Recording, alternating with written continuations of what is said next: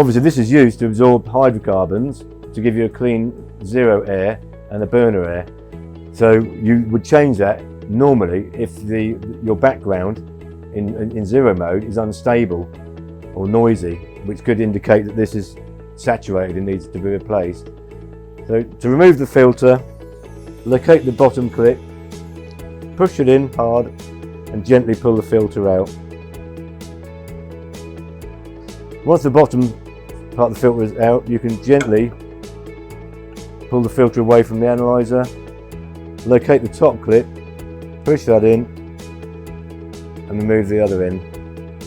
To replace the filter, note the label on the filter would say there's a top and a bottom of the filter, so the orientation is very important.